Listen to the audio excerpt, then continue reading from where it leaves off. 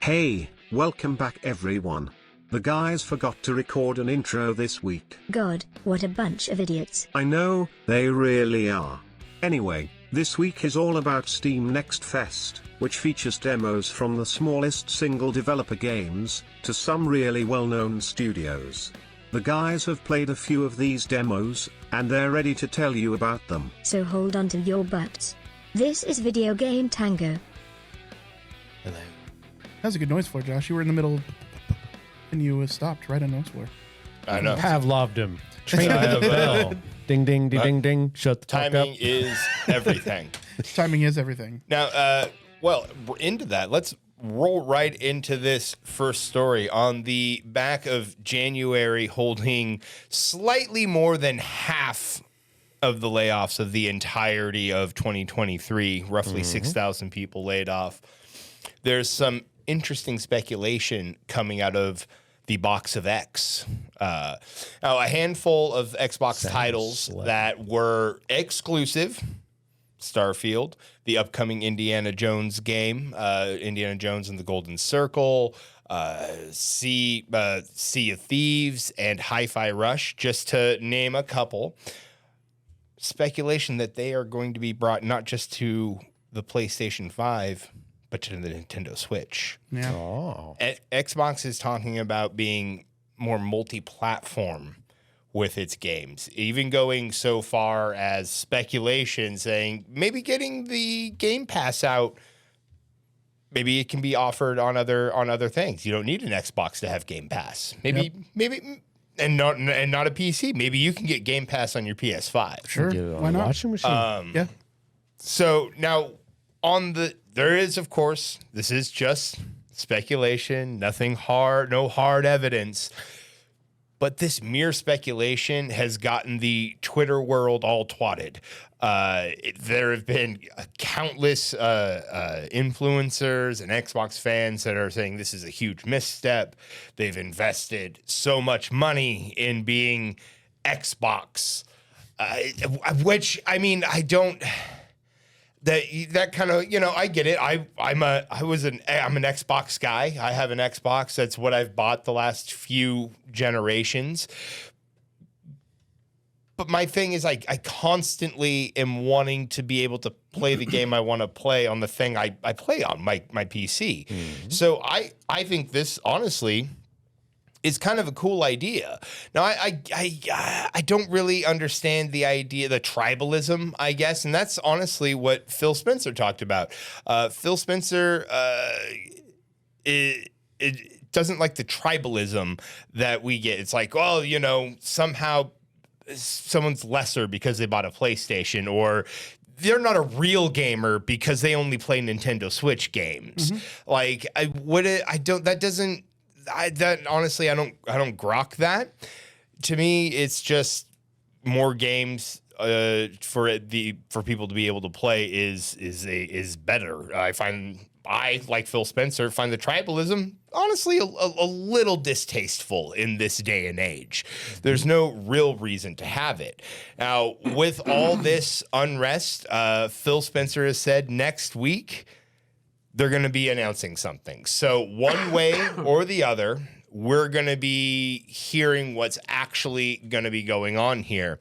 Now, Phil Spencer did address some of the tweets from these big Xbox people from all the... He addressed it on there, saying, hey, we're listening. It's, But ultimately, a brand, much like a job or a company, isn't going to love you back. Nope. And you don't owe it any loyalty. So I feel like if you're, I get it. I guess I get it sort of, that if you bought an Xbox just to be able to play Starfield and now someone else is now you didn't need to buy an Xbox and you could have bought a PlayStation 5.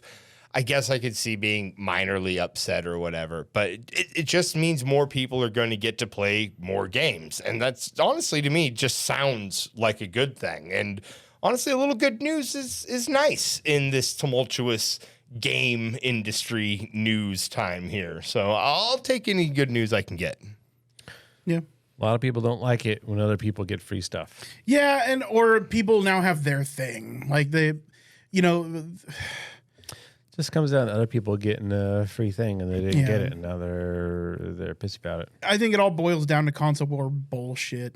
I mean, at the end of the day, that's what people are upset about is their team isn't winning or whatever. Well, if it is a console war, quote unquote, according by Xbox's own word to the FTC, they've lost. Yeah. It's over. Xbox is done.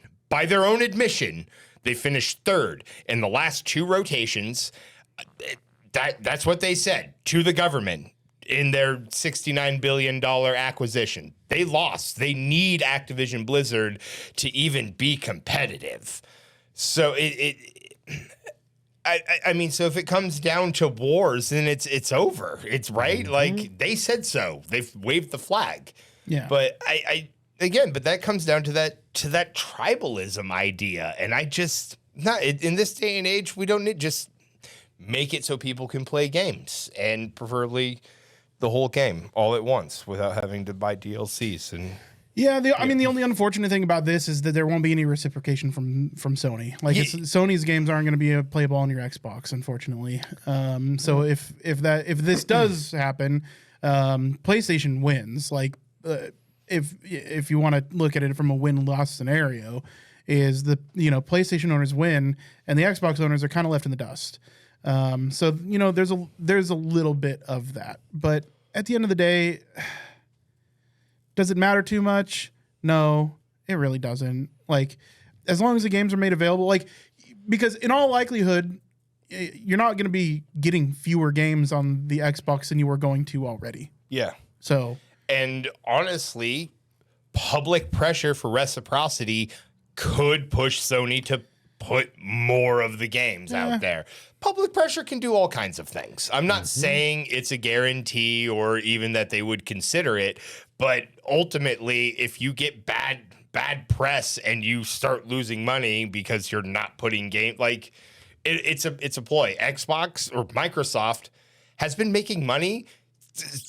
They make more money than God. So if they're doing this, it's for a legit reason. I mean, a fiscal one at the very least. But I mean, I don't know. We'll see how it goes. Ultimately, I don't know. I like you said, I can see how Xbox owners are going to feel. I mean, I own an Xbox. I don't feel slighted. Yeah. So I don't know. I don't know. It feels like good news to me. yeah, for sure. At the end of the day, I am a proud new owner of a PS5, so whatever. Real quick before we move away from Xbox and Blizzard, I do want to mention real quick, we did get, unfortunately, a huge amount of layoffs, mostly pointed at Activision Blizzard, to the tune of 1,900 employees. Just as a follow-up to what, I mean, we've been on this saga for how long? We're not getting off this boat just yet. Also with those layoffs, a couple of extremely long time, we're talking like from the birth of Blizzard, Mike Ibarra, the current president, or now no longer current, but who was the current president until a few days ago, has officially left the company. And so have another couple long timers. I don't have their names in front of me right now because I didn't plan on touching on this, but we do have a new Blizzard Entertainment president, Johanna Ferries, has stepped up to the plate. She came in 2018, I believe, to head the esports division for Blizzard Entertainment, which is now kind of a defunct division anyhow. But she has stepped up to the mantle where Mike Ibarra was. So just wanted to mention that in passing while we were on Xbox and Blizzard, that that is a thing that happened. Moving on from that, though, let's get in some games. That's going to be the bulk of our industry news this week. More good news. Next Fest is on again. Right and now. I am glad we've got this cadence of every few months getting these Free demos. demos and featuring, smaller indie companies. Oh, I love it. So I would like to start with not our favorite of the night. We're going to start with a game called Backrooms. I'm sure a lot of you are familiar with the now kind of famous Backrooms saga. It's a game where you change your clothes in the back rooms. Yeah. It's a game where somebody glitched through the earth or time or whatever and ended up in a place called the Backrooms. Backrooms is known as a horror, like liminal space series. Liminal space in horror has really gained prominence in the last couple of years. Backrooms is one of those games that really brought it to the forefront. In Backrooms, Nick and I played this for probably about 20, 30 minutes last night. We jumped in. We found ourselves in what looked like an almost like SCP style containment center at first. So I was a little bit confused about that. Like I went from playing Backrooms to playing some kind of SCP clone. But that was not it. We did find ourselves eventually in the Backrooms proper.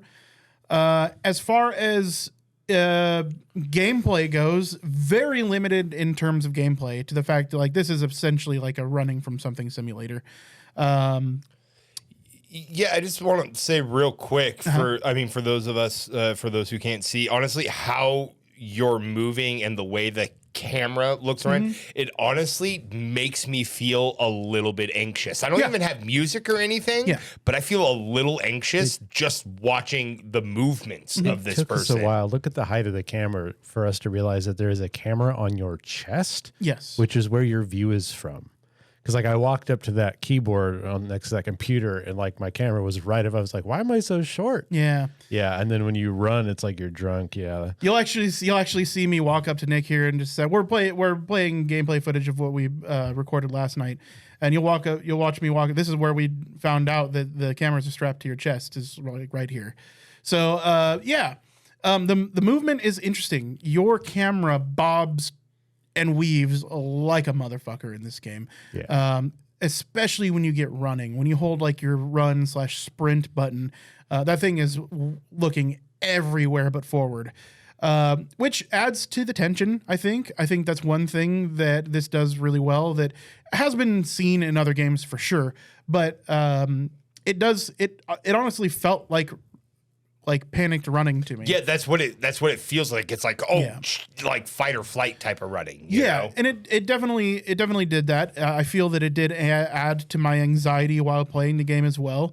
And to be honest, for the first few minutes I was feeling anxious, and then I kind of I fell into the groove of things. I was like, okay, cool. We're clearly not going to find any bad guys. We're not going to be any kind of like massive present danger up and coming, in the next couple minutes.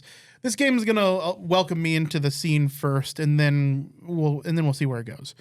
So just as my kind of fear and anxieties were starting to go away just a little bit, drop off, is when we ran into the big bad. And if you're familiar with the big bad of the first level of the Backrooms, according to the YouTube series, it looks like a scary squiggly line. The audio was pretty good. It does seem like they took the audio and maybe cleaned it up from the original Backrooms series on YouTube. The environments are totally faithful to the Backrooms series on YouTube. In fact, I went through and I watched Backrooms episode 1, and the set pieces from this game are just taken straight out of the Backrooms episode 1. So even including like the exact architecture of a lot of the rooms that we're running into. Gameplay wise, there isn't much there. What Nick and I discovered on this first level is that I did find a door. The door you could not interact with. We didn't find any interactable items except for Nick found a lever. And then was told we need to find the other three. All the levers. All the levers. Okay, so yeah, it wasn't even like we weren't given a number. You need to find all the levers, and that's what we knew. So at this point, we know we need to find levers. We're being chased by Big Bad. The scariness was there. I was certainly frightened. The audio cues were really good. We knew when this guy was coming. I experimented a little bit with how to get him off your trail, whether I was hiding in perfect pitch black or whether I was trying, turning off my flashlight or a mixture of sprinting and non-sprinting. I was trying all of them just to see if I could shake him. Eventually did. Not sure exactly what the formula was there as far as that's concerned, but You're faster than he is when you run. okay. So that's it. You just gotta keep running. Yeah. So the main thing you're probably going to run into No is running into dead end. Yeah. So I imagine that is where you die, is if you dead end yourself. The level is very maze-like. It is hard to navigate. Everything does look super samey. There are a few, distinctions in certain rooms that will give you a way to navigate. But other than that, like 90% of this map is very samey looking. We did find ourselves lost a number of times. I ended up dying, falling into a pit because I was trying not to use my flashlight while I was being chased by the big bad, and fell into a dark pit. Nick kept going for a little bit longer, but ultimately at the end of the day, there just wasn't enough meat for us to grab onto to enjoy ourselves fully. That said, who is this game for? Depends on the price. If it's a free or really cheap experience, I think people that are into the backrooms might enjoy themselves for the lore of it. I'm not sure what there is as far as that goes. But I know people do like these liminal space horror events, because what I would call this more than a game is an experience. It allows you to run through the backrooms yourself. That said, the game really isn't for me. I wouldn't spend any more than literally $2 on this myself. There just isn't enough for me in this demo for me to justify anything more than a couple bucks. That said, it does come with a level and map editor. If you're into that kind of thing, you might find enjoyment in that as far as that's considered. We didn't jump into that, so I couldn't really give my opinion on that, but you know who you are. If you like making maps, you might enjoy this experience too.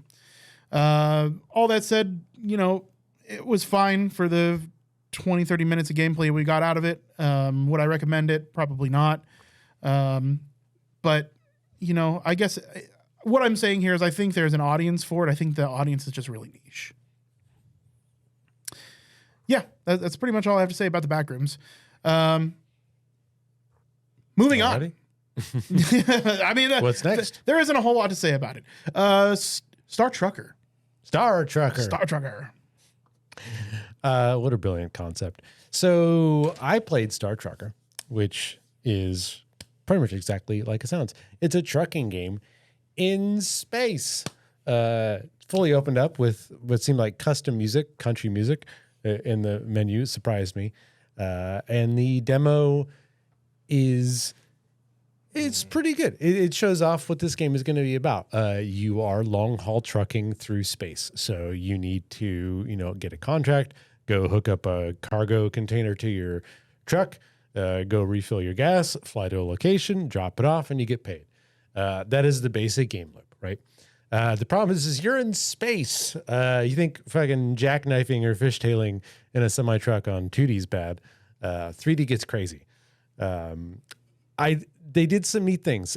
This kind of reminds me, I'm blanking on some names of the games, but there's a lot of upkeep you have to do. So you have various systems like, life support and the gravity generator and things like that. But you also have fuel to worry about, your air filters. And these are things you have to monitor and replace.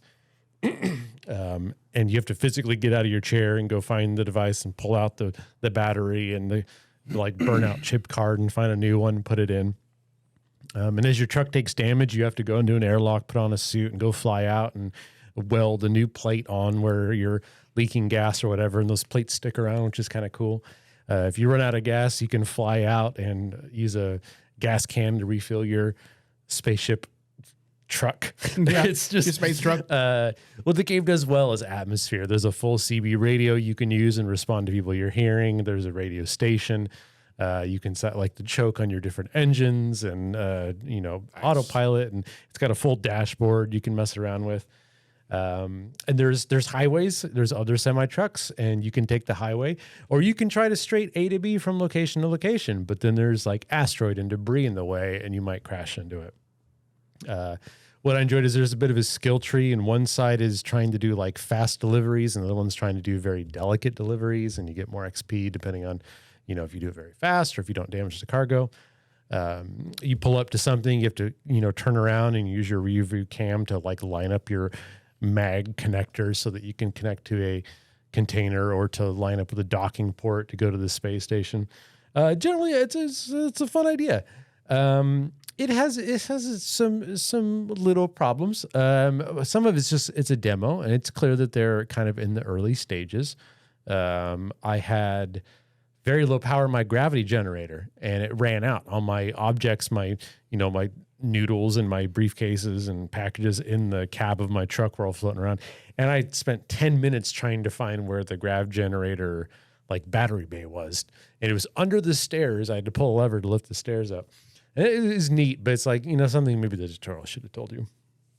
And then I kept kind of running into debris that I couldn't see and getting dinged on my report card. It wasn't a lot, but you're driving a whale, right? Like it takes a good 60 seconds to get to full speed and maybe 20 seconds to fully brake. And you're having to, tilt, pitch, and yaw and all that like a plane, except it's a semi-truck, so it handles like a pregnant yak. I like the concept. The game, I think, could do very, very well if they put a lot more narrative and radio chatter and storyline and relationship building with NPCs. Because that, as it stands, like it's a cool concept, trucking in space, but there's already a lot of space freight simulator games out there, freelancer equivalents. And there's a lot of real life trucking simulator games out there that aren't in space. And those do very well. Well, they do very well to a very niche audience, right? Who likes the idea of trucking. And it's fun. It's, there's people in EVE who they carry cargo from one point to another, and you play the game while you're doing something else. And it's this relaxing thing to do. And I enjoyed what I had of it. I kind of got the hang of docking in a bay and reversing and using, night vision 3D cameras. And I looked around for a little bit for a horn to honk because I had a semi-truck in front of me that was taking too long at the gas station. I realized, I'm in space. I can't honk a horn. Oh, yeah, that makes sense. And if there was a way like in the, the CB radio to be like, hey, asshole, get out of the way, right? That'd be cool.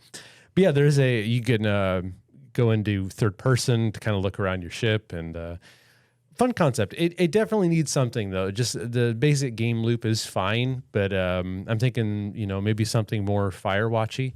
It's clear that you can like pick up contraband cargo, tobacco, alcohol, other black market stuff. And some of the systems I went to, I was getting scanned by police scanners after I went through jump gate. So it looks like, they have the basics down for a immersive sim space trucking game. Now they just need to add content. There's people like me where trying to, as you're watching this guy pull up to a cargo bay, trying to perfectly fit in there and unload his cargo. It's fun. It's fun to, sit there and gently feather the buttons and make sure you don't clip anything in this giant ship and look at all your cameras and watch your readouts on your screen. But yeah, it's a niche audience, and I'm hoping they add a lot more. I know narration's expensive, but what you had in there was good. It seemed like even in like the 15 lines they had in the tutorial, you had some nice character ideas. So more of that. It definitely needs more chatter on the radio, people to interact with. Otherwise, you're driving from point to point, and it's like, okay. Now, is this multiplayer, or is it just single? Okay, it's single player. Okay, so all the other truckers are NPCs. You can see up there. There's a convoy tab on the menu, and it was blank for me. Clearly not a part of the demo. There might be a multiplayer where you convoy together, but I mean, okay. Sure. Yeah. I've yet to see any gameplay mechanics or elements that would involve multiple people playing the game together, other than you're just playing the game side by side. But. Yeah, the only reason I asked is I think that would be interesting for CB chatter. People that are in the same system. If it was a full multiplayer game and you were actually doing that, that would be cool. Yeah, because I think that'd be really cool to have CB chatter while you're just playing your space truck sim. Yeah, I don't think the game is going to be supporting like a large scale multiplayer endeavor. Yeah, but the idea of like a space game where you have lots, it's like an MMO and you have different companies running trucks, and you have to worry about political negotiations and interstellar space storms and blockages on the highways. Yeah, exactly. That'd be neat. I don't think that's what this game is, but yeah, they've built it. The demo was very solid. I can tell there's a lot of bones here. and I didn't run into any glaring bugs. The physics of like I was carrying around batteries to swap them out. They're these giant batteries. They're like the size of a loaf of bread. And if you drop them for more than like an inch height, they take damage, something like that. Like they don't make that better. Sure. Right? You should be able to set something down without having to spend 30 seconds landing it just above Plus where you're you in can space, drop bro. it. Yeah. Right? Just like, But you got gravity in there. got yeah, gravity just on turn that down a little bit so you can gently fling that back into. Yeah, but then eventually I turn the gravity back on and they fall, right? So, but yeah, it was fun. I enjoyed it. If it gets some more meat on its like narrative or dialogue bones, then I might actually pick it up and play this one. Yeah, just seeing it from last Next Fest really excited me. I don't know why. There's something about the idea of being a space trucker that tickles my fancy. It's fun. Yeah, It's fun to have a space game where you don't have to worry about combat or fucking crunching numbers. yeah. It sounded fun. Before we move on to the next one, though, I do want to go back for a second. Star Trucker looks like it's going to be out sometime in 2024 to be announced. yeah. Going back to Backrooms, that is coming out March of this year. So that'll be out in just a couple months. Okay. Moving on to the next one. Josh, why don't Yeah, you talk no. about a game that we all played? Yeah, no, this is one that we all played. It is called Dungeonborn. Now, this is being both published and developed by Mithril Interactive, and its release date is coming soon. Now, Dungeonborn, it's deeper. It's deeper, darker, or dungeon darker. Dark and darker. Dark and darker. It's dark and darker. A little bit different of a paint scheme. turned the lights off? But it's that idea. But it's playable on Steam, unlike Dark and Darker. Yeah. Yes. I You're got getting it. it. I You're got getting it. No, we all play. We played 5-6 rounds, maybe 7 rounds, I think it was and 6. it was fun. I died It was a an lot. identical procedure to when we played Dark and Darker, yeah, it where was. we all just It was. died a bunch. Yeah. Now I do think we spent more time alive in Dungeonborn than we did in Dark and Darker. I mean, we also won some rounds in Darker. That's true. That is true. Managed to escape at least a few times. No, I thought what go. I mean, it's. I liked Dark and Darker, so this was a lot of fun to play. As long as they're not leaning too heavy on that price gouging, here's your custom model, give us money every other week. This could be fun to play.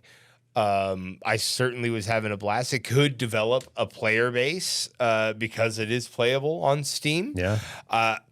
I feel like it's worthy of keeping our eye on at the moment. I had fun in the 40 minutes hour we were playing last night. It was a good time. So I would recommend giving this demo a try. For sure. My experience with it was it felt a little bit easier than Dark and Darker to me. And that is only because in Dark and Darker, it has a few systems that are a little bit more realistic. In Dark and Darker, you have an indicator over your crosshair that shows you what direction you're going to be swinging from. Yeah. And that's how you want to line up your swings. In this case, it didn't. You had the exact same animation repeated over and over and over again. And in this one, my shield absorbed 95%. My starter shield, mind you, absorbed 95% of any incoming damage I take. Now, it does not specify whether that is spell damage or physical damage, and I didn't get hit by spells enough on the shield to find out. But 95% of damage reduced was significantly more than Dark and Darker was. Nick does bring up a good point. We did make it out of a couple attempts in Dark and Darker, where we did not in this game. And it does seem like we ran into fewer players in this game as well, because as you usually get in these types of games, whether it be, Dark and Darker, Dungeonborn, or even Fortnite, there's a pre-game lobby where you see all the players that you're going to be facing in the dungeon proper. Yeah. And in our case, I don't think we saw any more than 3 players in any of our lobbies, like pre-game lobbies. So I think we were only going up against another team of 3. Don't know. We don't know. Yeah. 100%. That's just in our experience. Also so a far. demo population, For sure. But those pre-game lobbies seem like people had been waiting in them for some time, and we just got lucky and got instant queues, or it may have been only waiting for another team, because we like as soon as we hit ready up, in a couple of instances we didn't even get to see the pre-game lobby. It just went into the next loading screen. Yeah. Honestly, when we got a pregame lobby, like we were in our 3rd game, honestly, when I feel like I noticed that for the first time. It's like, oh shit, there's a pregame lobby? What the That's fuck? when I was reminded of it. Was our 2nd or 3rd game. I was like, oh right, there is a pregame lobby, because our first couple runs, we didn't even see the pregame lobby.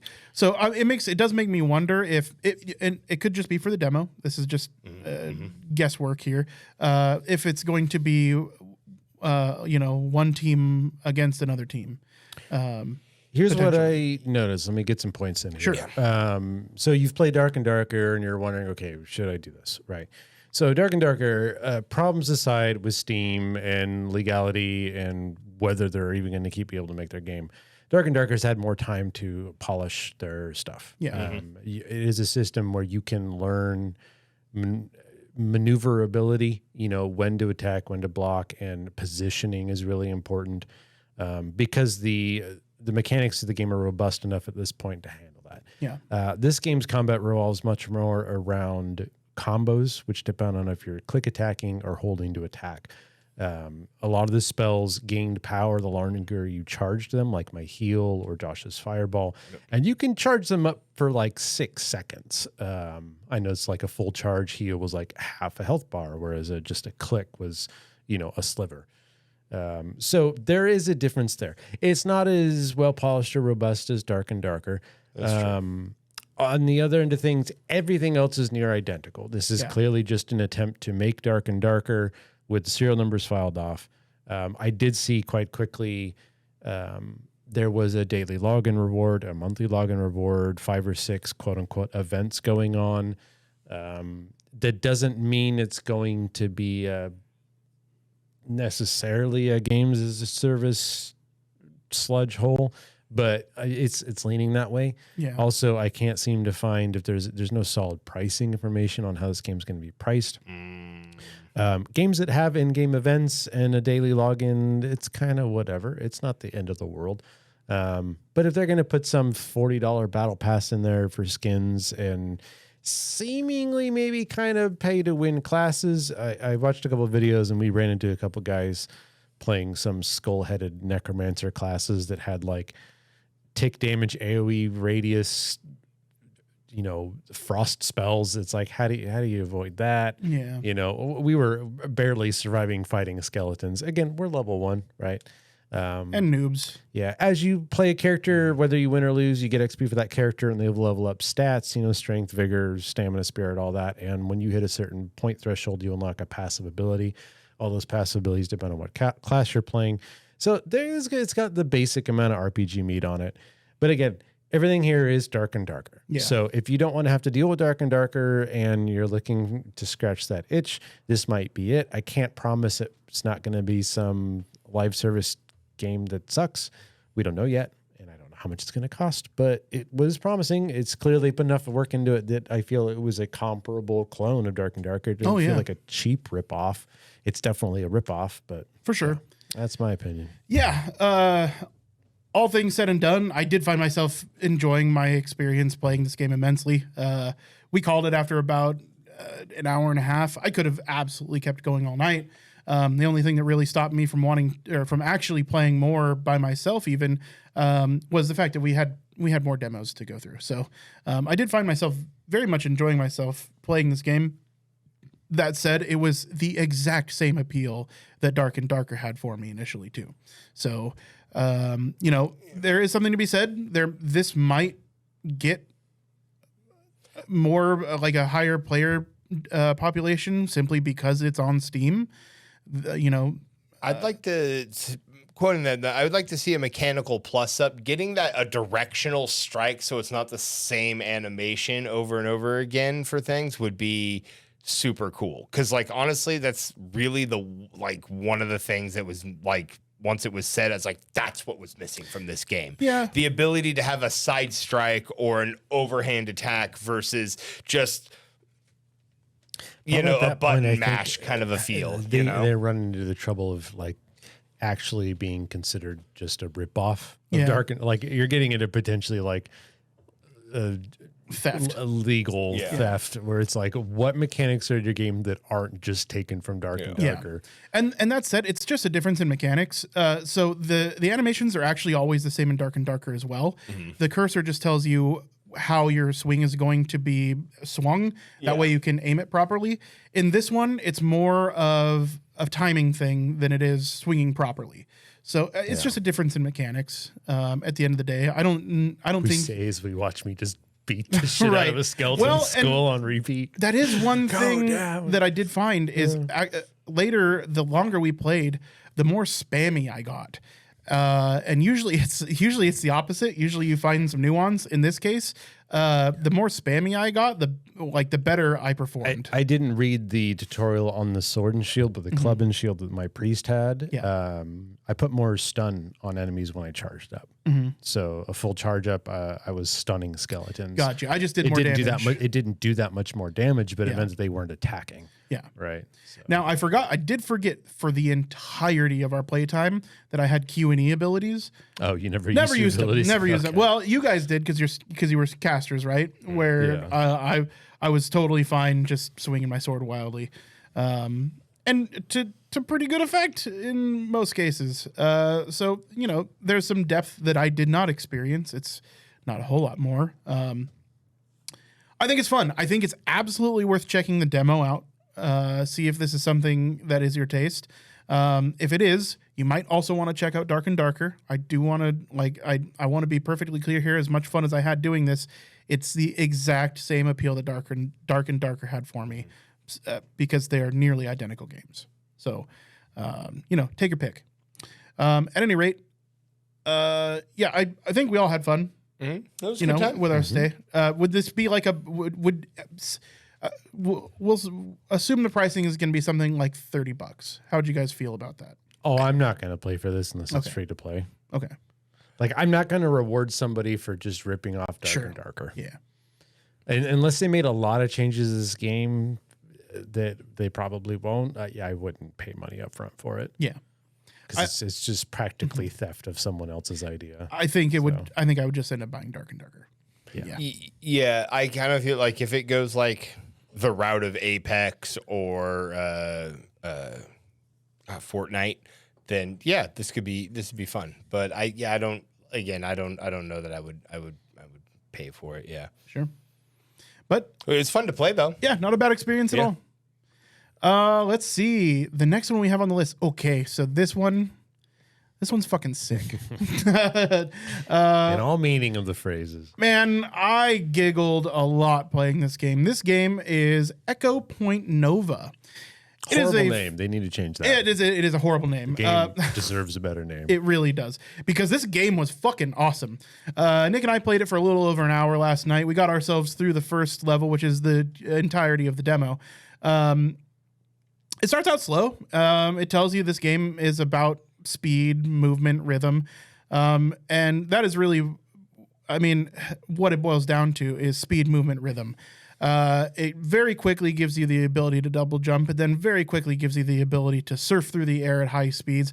And it very quickly gives you a grappling hook that's going to accentuate those two things even further. It also gives you a variety of weapons really early off the bat. It's got upgrades for all of those weapons throughout the first stage as you play. You also get a hammer for terrain deformation. This game has a lot of cool things going for it, and it does all of them, I think, very well. The being able to just break through walls to get to some bad guys was nice and convenient, and made me think at times. Flying through the air super fast, it gets the music running louder and faster, and it brings in more elements as you continue to gain speed. So you're encouraged to go through these levels as quickly as possible, and kind of as stylishly as possible. The movement I felt was really fluid and fun. Even like the basics of the double jump mechanic and going all the way to being able to give yourself essentially a jump platform, made all of the traversal feel fantastic to me. I think there is room for improvement there. I've found myself grinding along the side of some cliff sides occasionally and having to deal with some weird, some suboptimal terrain at times. That said, the fluidity of the motion and the gunplay was a lot of fun. I found myself on our first horde mode wave in this demo, really locking in with the gunplay, and the gunplay ended up feeling extremely smooth, very satisfying. Like all of the guns I felt had a very satisfying feel to them. And along with the traversal, being like skating through at like 120 miles an hour and grappling the side of a structure. Meanwhile, I'm firing at bad guys and taking them out was a lot of fun. And yeah, I had an incredible time playing this. Nick, how'd you feel? I wanted to look up the name, White something, Neon White. What is this game? This game is a little Ultra Kill. It's a little Neon White. It's a little Risk of Rain. It is a little Tears of the Kingdom. It is a little Tribes. Maybe not the best parts of all those, but definitely parts of all those. Like he said, laser snowboard, grappling hook, double jump, rocket jump, secrets, collectibles, weapon upgrades, horde mode arenas. The boss is a 1/4 mile long robot dragonfly covered in SWAT soldiers. You can grind on walls unlimited. You can Skyrim up cliffs. Your character is so capable of movement that it took us a half an hour just to kind of like get our bearings on how the controls worked. But towards the end of the demo, I felt like I kind of knew what I was doing. Yeah. A lot of fun. Lots of different guns and upgrades, and you get passive perks as you level up. We had like 5 little mini boss areas we had to go to unlock the big boss, which, really cool boss arena, giant, massive Shadow of the Colossus style boss you have to climb around on and find the weak points and shoot them. Nothing super difficult. The demo was not there to punish you, just to show off what they had done. And yeah, I think out of all the demos we played, all the demos I played, this is the one that's the farthest along. I think this is the one that is the closest to, I wouldn't say it's close to full release, but it is the farthest along of all the demos we played. It's got its identity. It's got its core gameplay loop. It's one of those games where if you like fast-paced games with a really high skill ceiling, if you want to practice and master, doing a level as fast as you can or being very accurate while you snowboard at 2 miles an hour and try to snipe somebody, 360 no scope them, you can do that. I'm too old to be that good at the game, but I did enjoy. I was able to shoot guys. They gave me a grenade launcher. It was fun. Voxel deformation of the terrain, at least in some parts. Some of the challenge buildings you can't mess with, but the islands you could. Yeah, it makes it very clear that the hammer has limited usefulness, but comes in clutch sometimes and can also be used as a weapon, which the weapons are so good in this game. I didn't even think to use a melee weapon in the first place. You just snowboard into people and knock them off the islands. I know. There's so many clever, fun ways to kill people. I didn't even think about using the giant hammer. Yeah. Man, I locked into this game pretty quickly. I felt like, so the mechanics of it and the movement of it, you can feel really cool early on. I also feel that it's got a massive skill ceiling where, somebody that's practiced at this could just be moving across these maps at like looking like warp God. Speed. Mm-hmm. Yeah. I thought the introduction of perks were cool. Like, when you have a gun that holstered, it will reload by itself, like on its own. Not having to reload before you put your gun away is nice. I hate going through my guns and every single one of them needs to be reloaded. It's a Doom style gun inventory system, right? Mm-hmm. They also had a perk that, as you get kills, you charge up an energy bar. And when it's full, you can do bullet time, right? But yeah, no, it was cool. Andy got Adam, my brother, played through it, and he got all but like 2 of the secrets. He had like an explosive SMG and some other stuff. Yeah, in our playthrough, we missed most of the upgrades. Yeah, we got about half of them, I think. But yeah, no, I wasn't I didn't want to spend too long on the game because I wanted to get some other ones done. But yeah, this was fun. This was solid. This is a good $15, $20 game, given that it has enough levels and content to be maybe 15, 20 hours long. Yeah. Yeah. And if they can introduce some kind of repeatable gameplay setting with multiple players, that would allow for content after the main story, that would be good. They do allow you to activate PvP. That is a perk that you earn. If you want to fight each other. Yeah, if you want to fight each other. I think this deserves a PvP mode. I think PvP in this game could be awesome. I would play that game now. If it was like 8v8. Yeah. 1v1, I'm not nearly good enough. No, for sure. No. No. Some kind of team base, or have capture the flag. Yeah, 100%. This would be perfect, dude. With the traversal that they have in this game, it's calls very for game types like that. And it's like you think about the old capture the flag in Tribes at 900 miles an hour and whatnot. Yeah, this is that. Yeah, this begs for a PvP or just a multiplayer function.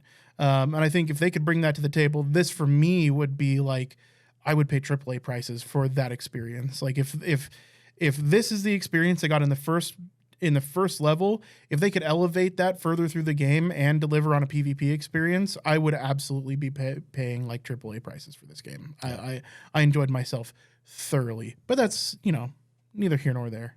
I really did truly enjoy myself playing this demo. What's up next? Up next, there is Lightyear Frontier. Lightyear Frontier. So, Love, Death, and Robots Season 1 had that episode. Yes, I was. That's exactly what I was thinking looking at this intro screen here. Where the farmer has a mech and he has to fight off the alien bugs. This is that without the alien bugs.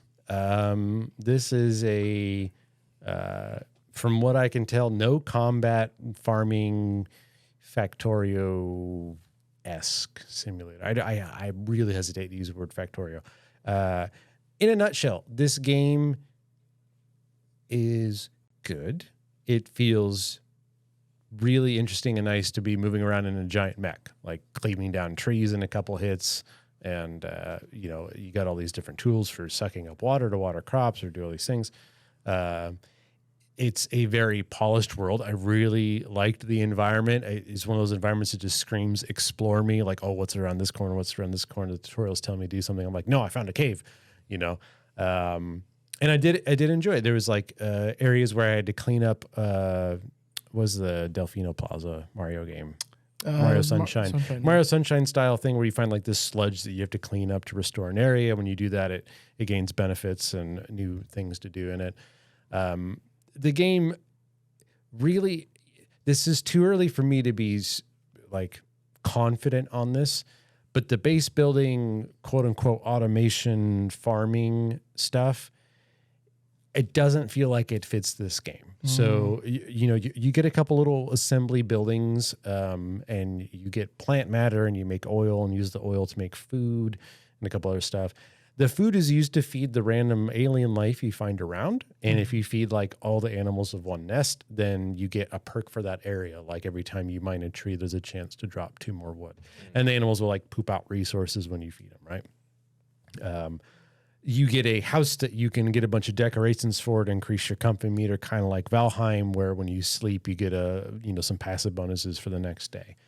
I don't know if it's just because the demo isn't ready enough to have a lot of it, but that stuff was very light. Like you get 90% of the options for base construction and the farming simulation stuff in the first like 20 minutes of the game, 15 minutes if that. And the rest of it was just exploration. It's good. I liked what I liked of it. I'm not sure without playing more if the game really knows what it is yet. Like, does it want to be like an action adventure exploration platformer that happens to have a little bit of base building in it. The skill tree I saw, you could get a couple perks. Most of them were unavailable, but they were just making like, instead of watering one crop field at a time, you could splash a bunch of them or plant multiple seeds at once with your plant gun. So there's clearly some skills in there to make like the farm handling stuff easier.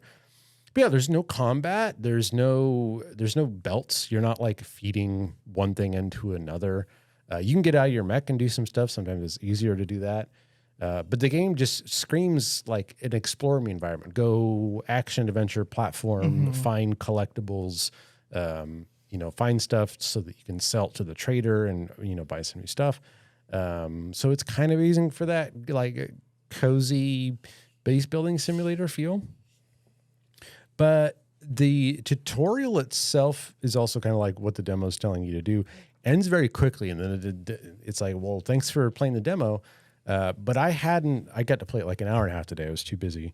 There was 80% of the map I hadn't even covered yet. And I'm pretty sure I could have gone there in the demo. I was finding stuff I didn't even know how to use it yet. And it was unlocking recipes I didn't have machines for. So the demo might let you keep going and explore more of the stuff. But it seems to me like the gameplay loop is not about setting up belts and automation in a giant factory so much as the construction is just there for you to enable the exploration. Kind of like how Satisfactory, you get enough done so that you could go explore and have the tools to do it. So yeah, it's got the kind of Satisfactory vibes. I don't know. It just doesn't, it feels disjointed, right? I was worried about that when I realized that, well, the introduction of a mech to this didn't make any sense to me. To me, it's like, why am I in a mech? Oh, they explain that in the demo when you start. Sure. I mean, you can explain it in a narrative sense, but how does that amplify my gameplay at all? If, to me, it was a little bit weird that I'm this person in a mech. Now, I understand that you can get out of the mech and the mechanics are a little bit different, I assume.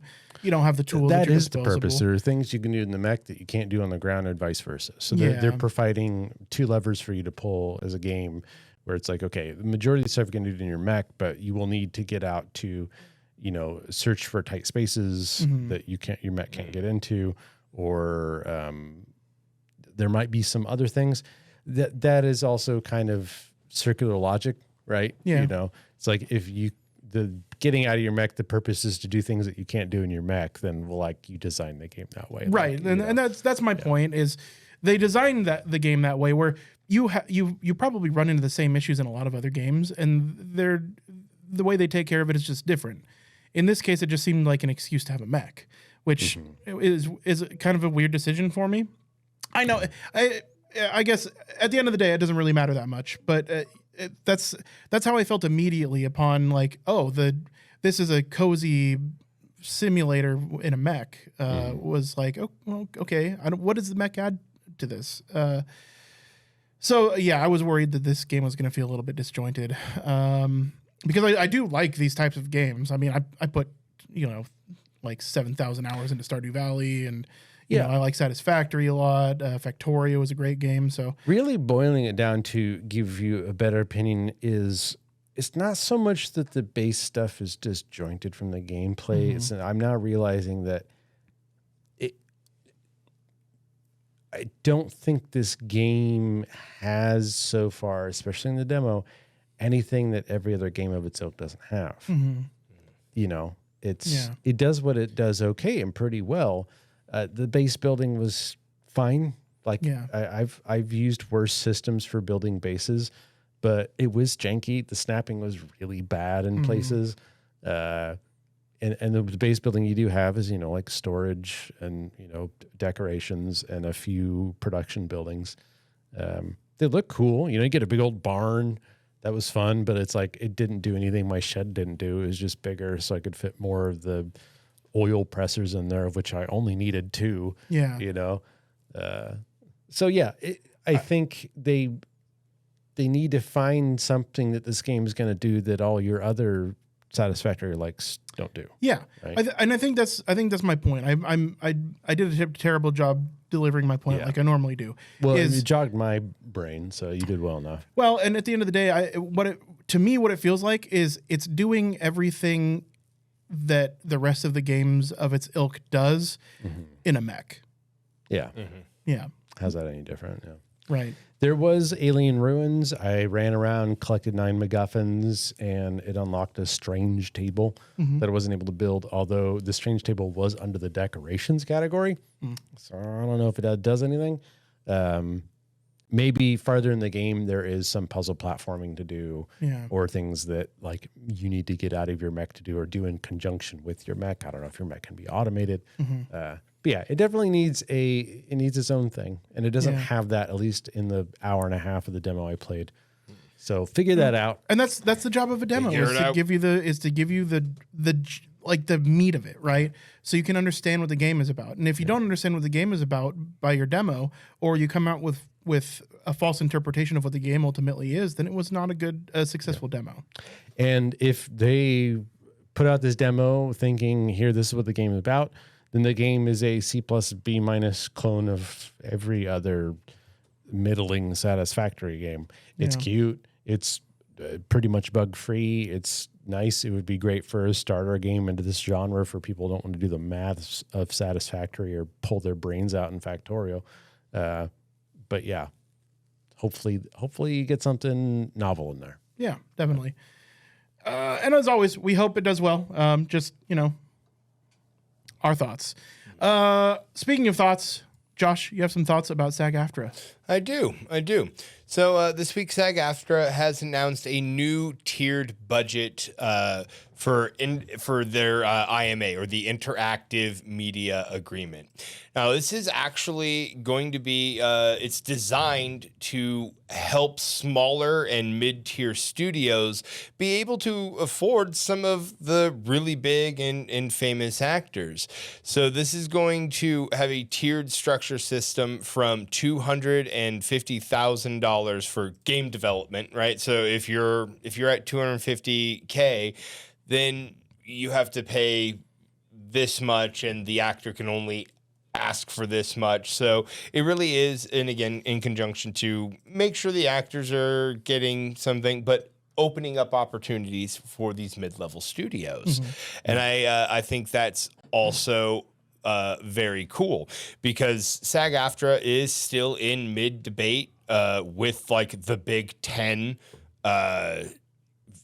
game developers in the industry. So, and anyone who is any mid-level studios, that means they've already agreed to the current version of the IMA. So they're looking out for artificial intelligence, recreating voice, and all that stuff. That means these game developers that are getting these actors and are a part of this have already signed on to this and are kind of looking out for each other. So Good to hear. yeah, and boy, in this climate, sure is. Yeah. Need some good negotiations. You hear about Wizards, Hasbro?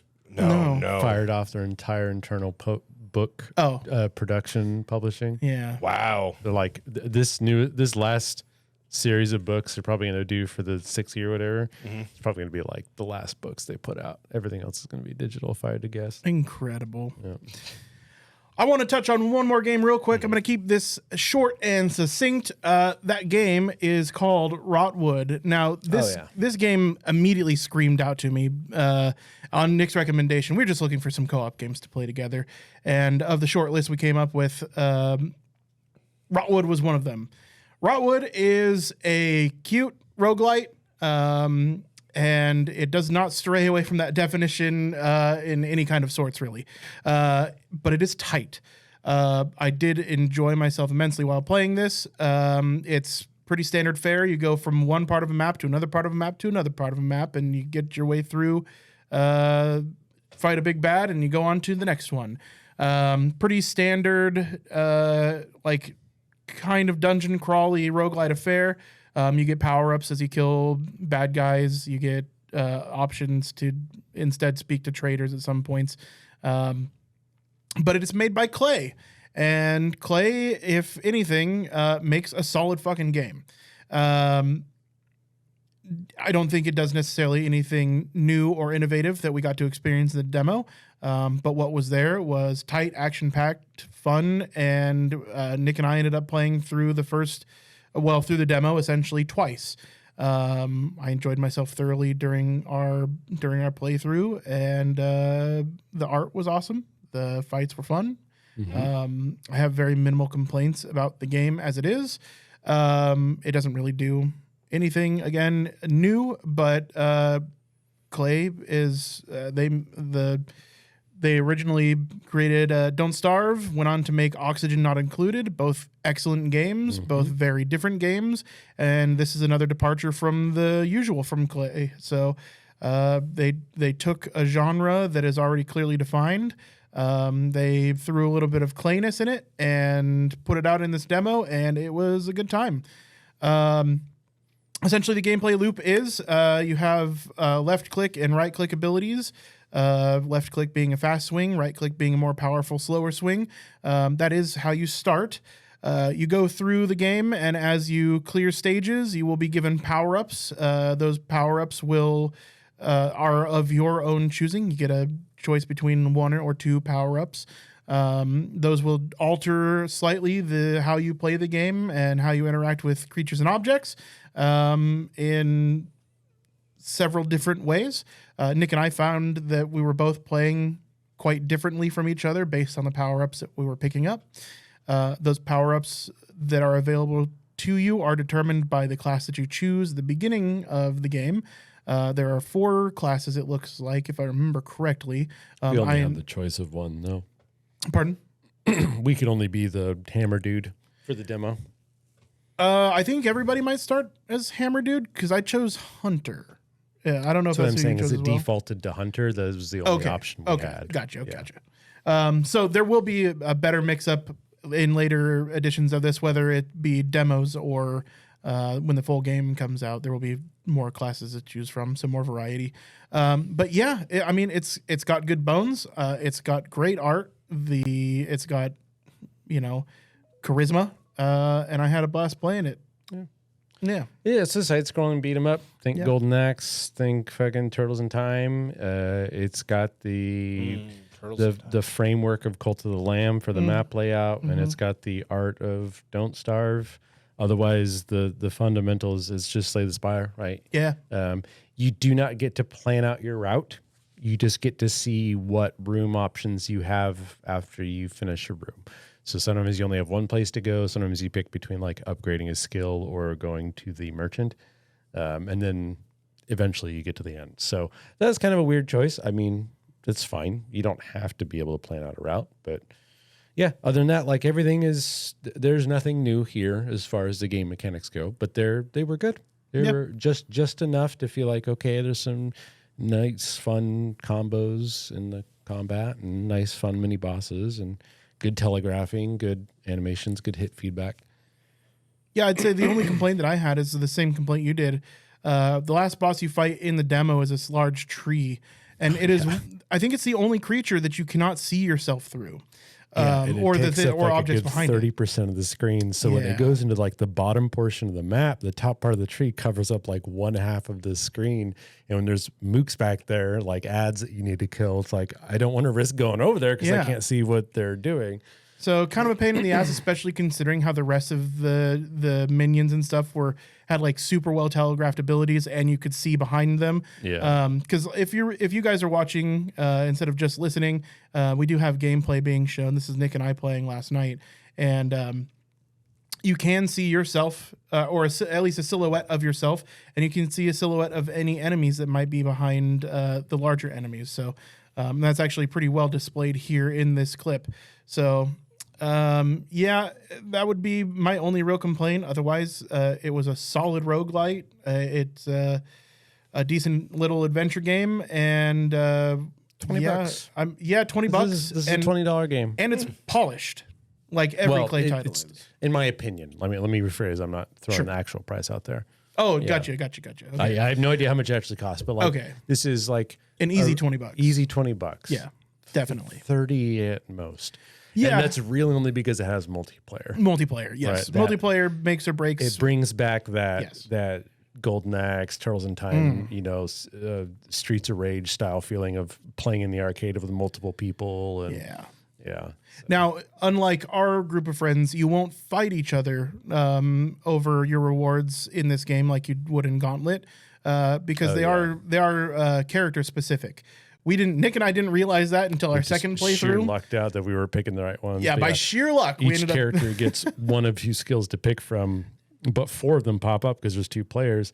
And we're like trying to be nice. We're like, well, you want those or I want those? And like, we didn't see that it said like that pair is for the other player because Yeah. we just happened to like It literally flip that says coin wrong. correct 4 times in a row until I was like, wait a second, I can't pick these abilities. Yeah, so you can only pick between one of 2 abilities that it provides for you at the end of finishing a zone. And by finishing a zone, I mean just clearing all the creatures that spawn within that zone. Animation is freaking phenomenal. We were watching now the boss fight, which is an evil tree. Graphics are top notch. Absolutely top notch. It's got that cool, almost Cuphead vibe, level of graphics going on, which I find endearing, and that Clay uses all the time. I really appreciate their color palette too. Oh, it's fantastic. It's like a vivid pastels. Yeah, and everything's really well telegraphed. The game, again, it doesn't do anything new, but it does all of what we experienced very well. Mm-hmm. So very happy to have played it. Last note, there is meta progression. Oh, yes. Yeah, this isn't a full reset every time you play through. Yeah. We were able to keep the equipment that we paid for, our hard-horned core stones.